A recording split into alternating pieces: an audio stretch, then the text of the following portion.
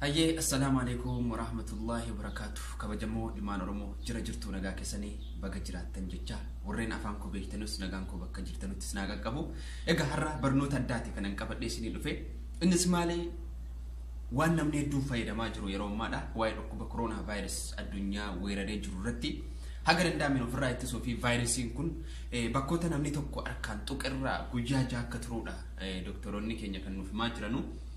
Dhukkuba kana ofirraa ittisuuf maal gochuu qabna bakka hedduu tuttuqaa deemna waan ta'eef hedduu deemnetti dhukkuba sanaan waan sana tuqnee gaafa funyaan keenya keessaa waa baafannu immoo dhukkubni sun gara funyaan keenyaa keessatti kan darbuu fi qaama keenya hunda kan qabatudha kan himamaa jiru. Isa kanaaf maloonni nuti ofirraa ittisnu hedduun nama harka dhiqachuudhaan qulqulleeffataa jira. Anis gaa harka kiyya sirriitti dhiqee kan isin agarsiisu ta'a. Sana qofa osoo hin taane tuttuqaa bakka addaarraa yeroo axxiffannu akkasitti qabachuu osoo hin taane akkasitti axxifachuu qabna. Gara harka keenya kana vaayirasichi wantoota nuti qaqqabnurraa waan nuti darbuu fi kallattiidha yeroo funyaan keenya qabanne dhukkuba sanaan nu saaxiluu danda'a waan ta'eef yeroo isin axxifachiisu irratti akkuma carraa ta'e bifa kanaan godhachuu qabdu. Yeroo funyaan keessan isin hoosisillee asirraa jechuudha bakka kanaan akkas godhachuu qabdu jechuudha. Wanni kun baay'ee addunyaa sodaachisee jira waan ta'eef dhukkuba kanarraa of ittisuudhaaf naa waliin turtii godhaa.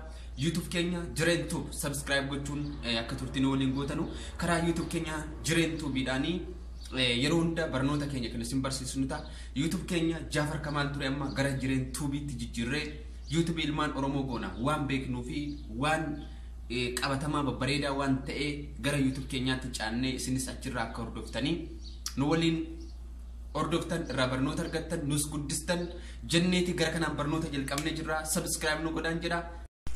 Harka keenya qulqulleeffataa jirra. Sirriitti hin qulqullaa'aa jechuudha. Harki keenya illee hogga qulqulleeffannee kaane dhiifamatti akkana godhannee booda qulqullaa'aa jechuudha harki keenya sirriitti jechuudha. Harki keenya illee ni salphata jechuudha.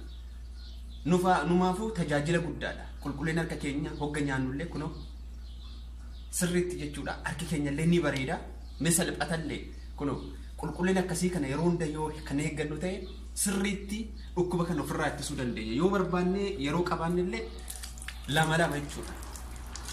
Lamiillee akkas godhachuu ni dandeenya jechuudha. Maaliif dhukkuba kana sirriitti ofirraa eeguu qabnaa jechuudha. Yoo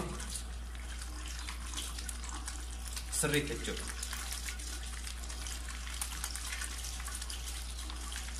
Qulqullina harka keenyaatiif illee gaariidha. Miidhaan qabu bu'aa malee jechuudha.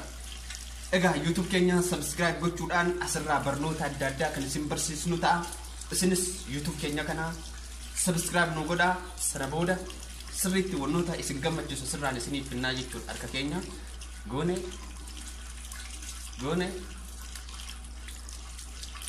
goone lamiidha jechuudha. Goone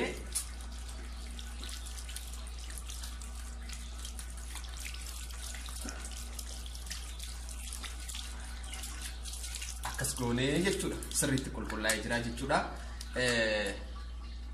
Keenya erga dhiqanneen booda harka keenya kallattiidhaan mindeelaan qulqulleeffataa jirra sooftiidhaan jechuudha. Erga nashafanneen booda waan itti godhannutu jira. Wanni sunis maali? Wannoota kana jechuudha. Wanni kun mana rifeensaatti illee ni fayyadama namoonni hedduun. Yeroo mataa keenya kallattiidhaan qirtsii baafanneen booda milaacii ittiin baafatamutti akkas ni godhama. Wanni kun gaaza jechuudha. Gaaza irraa kan hojjetamudha. Shittoo asii maaliif vaayirasii sana kallattiidhaan waan nutti bu'e sana nurraa gubuu danda'a. Yeroo milaaciin bakka tokko numa deessee bakka sana deebisee madaa sana fayyisuu fi vaayirasii milaaci sanarra yoo jiraate kallattiidhaan kan dhabamsiisudha. Isa kanaaf kan itti fayyadamnudha. Inni biroon yeroo nyaata mana nyaataa yookaan hoteela adda addaatti nyaata nyaatanii kan harka ofiitti ni godhatanii maaliif kallattiidhaan foolii nyaataa harka keenyarra jiru sanaa fi akkasumas vaayirasoota yoo nurra kan jiraatu ta'e nurraa dhabamsiisuu danda'a jechuudha. Kunoo annan mana hin godhaa bismillah akkas godhattanii xiqqoomasii bismillah ni godhattanii jechuudha. Maaliif wanni kun ni urgaa vaayirasii harka keenyarraa kanallee ni dhabamsiisaa jechuudha. Maaliif kallattiidhaan bakka hedduu qaqqabuu dandeenya waan ta'eef akkasitti qulqullina harka keenyaa eeggachuu dandeenya. Waan kanarraa akkasitti of ittisaa. Jireentuu subscribe godhaa. Jireentuu duraan Jaafar Kamaal jedhu amma gara Jireentuu bitti jijjiirree waliin guddisuudhaaf wannoota barnoota ta'u adda addaa ilmaan Oromoo barsiisuudhaaf garsanaan kallattiidhaan isinii qabannee dhufnee jira. Isinis YouTube channel keenya subscribe gochuudhaan share waliif gochuudhaan akka nu hordoftan isiniin jenna warreen kallattii